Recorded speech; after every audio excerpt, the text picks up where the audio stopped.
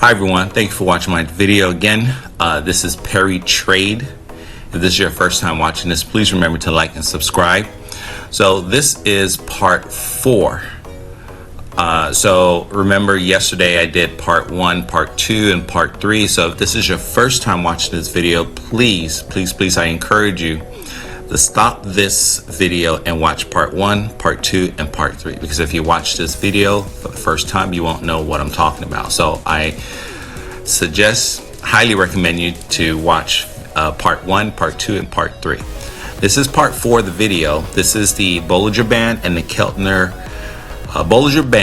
Keltner channel automated strategy that I recently created. Well, actually, I just created it just yesterday. So as you can see, I'm not using the squeeze indicator here. This is just a kind of like a visual. So I did put up the Keltner channel, which is the blue line, and the Bollinger Band, which is the yellow line. And also too, I have the TSI indicator here. And so basically I recreated this squeeze indicator with this indicator here, except for the histogram here.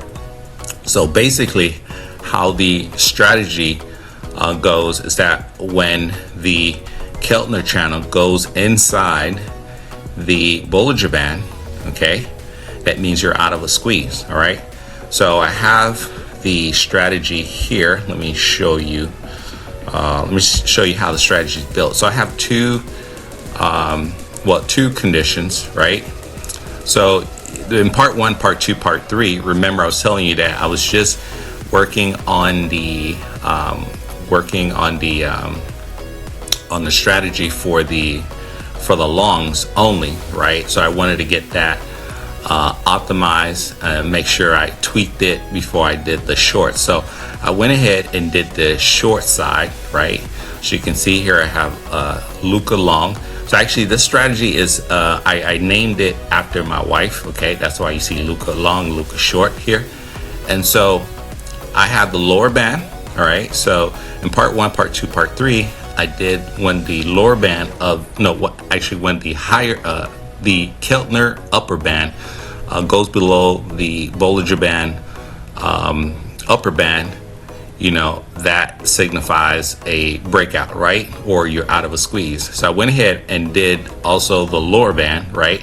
So when the lower band of the Keltner channel goes higher than the lower band of the Bollinger Band, that means you're out of a squeeze. So I add that conditions here. So let me show you here. Let me go to edit. And you can see here the Keltner channel, right? And then also the TSI. So TSI just tells me what direction that the price is going. So I have it here for all the condition has to be true here, right? And here I create a second one for the upper band, the lower band, and the upper band. So the same conditions here. If I go to edit and show you, same thing for the upper and lower, right? And then here I put any, because if any of these true, right, the condition then will go ahead and do the following. We'll draw the triangle, and same thing for shorts. I went ahead and added the shorts too. The shorts are the pink arrows, okay? So what's crazy is that the conditions are true. It looks at every bar and see if the conditions are true, and it goes and paints an arrow for every single bar. I don't like that too much, but it doesn't really matter because I have a 20 tick take profit. So even if it goes into, let's say this condition is true, then it would take 20 tick, and then it would then my 20 tick take profit would be reached, and then I have a second contract, which is the runner. And then on the next bar, if that condition is true, then it will go ahead and go into another trade. But I can easily adjust that so that I can just put it in the script where it would paint one arrow per condition, right? So every time a condition is true, well, in this case, I guess each arrow, it's painting an arrow for each time the condition is true, or I can modify so that paint one arrow per direction. So if it's going long, right, and then the next time a condition is true, it has to go short, and then long, and then short. Okay, so I can easily change that, but for now I just left it the way it is because I have a 20 tick take profit.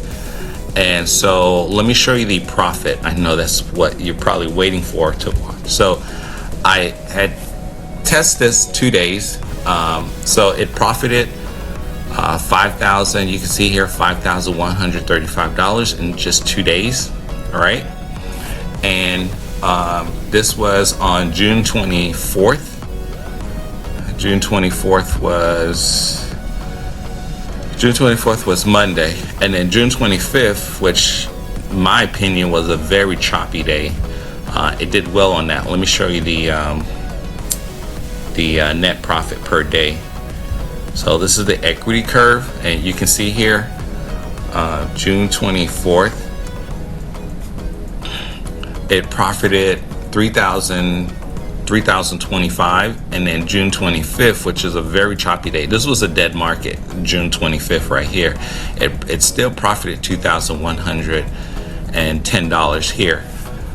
You can see the gross profit. Actually, see what I was talking about? Gross profit 7,004. Let me see. The gross profit that looks weird. 745. I'm not sure why it's showing 745. Oh, gross loss. I'm sorry. So let me go back to gross profit. So yeah, gross profit was 2,855, and then the net is 2,110. And then here, this is where I lost the most, I guess. Here I had maybe a huge drawdown right here. Gross profit 7,500, and then net 3,025. So I thought it would be the other way around, because on June 25th was a very choppy day. So that's not reflected here. So that is the profit that was made. Let's see what else. So again, I added the long, the short.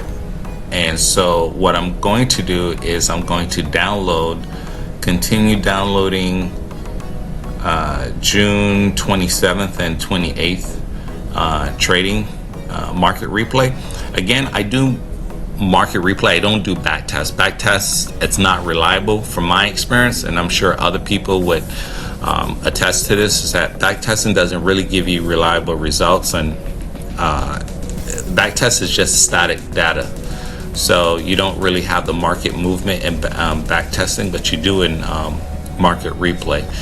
So I believe this strategy is very reliable because you're using the Bollinger and Keltner channel, which is very well. What's great about it is that it definitely keeps you out of the choppy market for sure. Okay, so you're going in right in the middle, or sometimes in the beginning of the trend.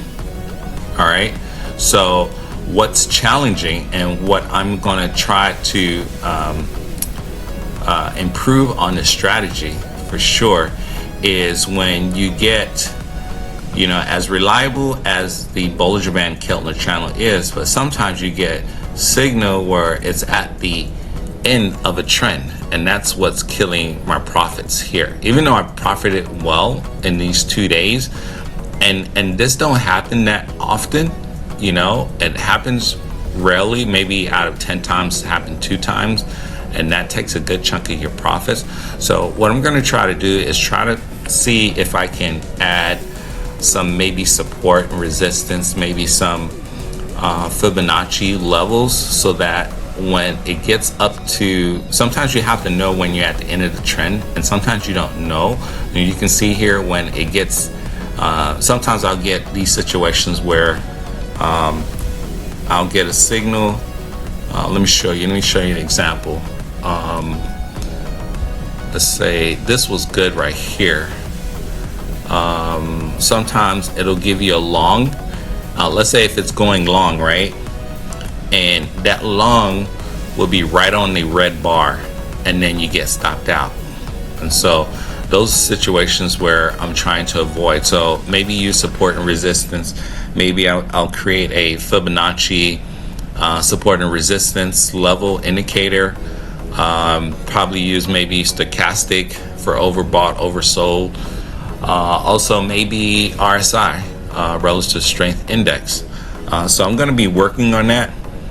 See if I can avoid these signals right at the peak of the trend, so that I don't get stopped out.